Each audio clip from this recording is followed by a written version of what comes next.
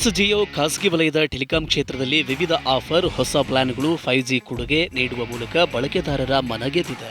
ಆದರೆ ಹಲವರು ಜಿಯೋ ಆಫರ್ ಬಗ್ಗೆ ಇನ್ನೂ ಕೂಡ ತಿಳಿದುಕೊಂಡಿಲ್ಲ. ಜೊತೆಗೆ ಜಿಯೋ ಸಿಮ್ ಅನ್ನು ಪಡೆದುಕೊಂಡಿಲ್ಲ.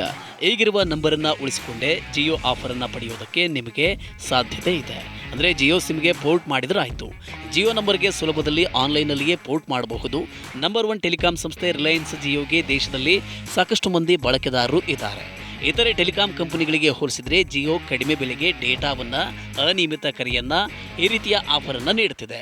ಹೀಗಾಗಿ ಅನೇಕರು ಜಿಯೋ ಕಡೆ ಈಗ ವಾಲ್ತಿದ್ದಾರೆ. ನೀವು ಕೂಡ ನಿಮ್ಮ ಮೊಬೈಲ್ ಸಂಖ್ಯೆಯನ್ನು ಜಿಯೋಗೆ ಪೋರ್ಟ್ ಮಾಡೋದಕ್ಕೆ ಬಯಸಿದರೆ ಮನೆಯಲ್ಲಿ ಕುಳಿತು ಅರ್ಜಿಯನ್ನು ಸಲ್ಲಿಸಬಹುದು. ಇದರ ಪ್ರಕ್ರಿಯೆ ತುಂಬಾನೇ ಸುಲಭ. ನೀವು ಕೂಡ ಇದನ್ನು ಅನುಸರಿಸಬಹುದು. ಆದಾಗ್ಯೂ ಕೂಡ ಡಾಕ್ಯುಮೆಂಟ್ ಪರಿಶೀಲನೆಗಳು ಅಥವಾ ಬಯೋಮೆಟ್ರಿಕ್ಗಳಿಗಾಗಿ ನೀವು ಒಮ್ಮೆ ಜಿಯೋ ಸ್ಟೋರ್ಗೆ ಭೇಟಿಯನ್ನು ನೀಡಬೇಕಾಗುತ್ತೆ. ಆದರೆ ಆನ್ಲೈನ್ನಲ್ಲಿ ಅರ್ಜಿಯನ್ನು ಸಲ್ಲಿಸುವುದಕ್ಕೆ ಯಾವುದೇ ಏಜೆಂಟ್ ಅಥವಾ ಥರ್ಡ್ ಪಾರ್ಟಿ ಅಪ್ಲಿಕೇಶನ್ನ ಅಗತ್ಯ ಇರೋದಿಲ್ಲ.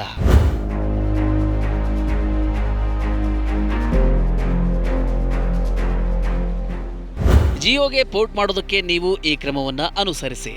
ನೀವು ಪೋರ್ಟ್ ಮಾಡೋದಕ್ಕೆ ಬಯಸುವ ಸಂಖ್ಯೆಯಿಂದ ಪೋರ್ಟ್ ಎಂದು ಟೈಪ್ ಮಾಡಿ ಸ್ಪೇಸ್ ಕೊಟ್ಟು ಮತ್ತು ನಂತರ ನಿಮ್ಮ 10 ಅಂಕಿಯ ಮೊಬೈಲ್ ಸಂಖ್ಯೆಯನ್ನು ನಮೂದಿಸಬೇಕು.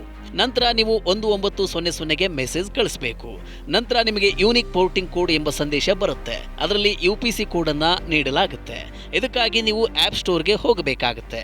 ನಂತರ ನೀವು ಮೈ ಜಿಯೋ ಅಪ್ಲಿಕೇಶನನ್ನು ಡೌನ್ಲೋಡ್ ಮಾಡಬೇಕು.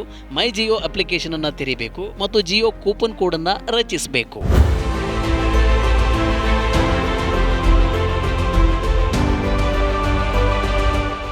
ಇನ್ನು ನೀವು UPC ಕೋಡ್ ಮತ್ತು ಜಿಯೋ ಕೂಪನ್ ಕೋಡ್ನೊಂದಿಗೆ ರಿಲಯನ್ಸ್ ಜಿಯೋ ಸ್ಟೋರ್ಗೆ ಹೋಗಬೇಕು. ನಂತರ ಆಧಾರ್ ಕಾರ್ಡ್ನಂತಹ ವಿಳಾಸ ಪುರಾವೆ ಮತ್ತು 2 ಪಾಸ್ಪೋರ್ಟ್ ಅಳತೆಯ ಭಾವಚಿತ್ರಗಳನ್ನು ಅಲ್ಲಿ ಕೊಡಬೇಕಾಗುತ್ತೆ.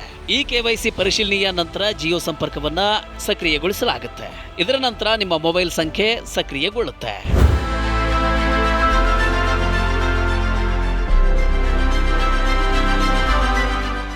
ನೀವು ಹೊಸ ಸಿಮ್ ಅನ್ನು ಪಡೆಯೋದಕ್ಕೆ ಬಯಸಿದರೆ ನೀವು ಅಂಗಡಿಗೆ ಭೇಟಿ ಕೊಡಬೇಕು.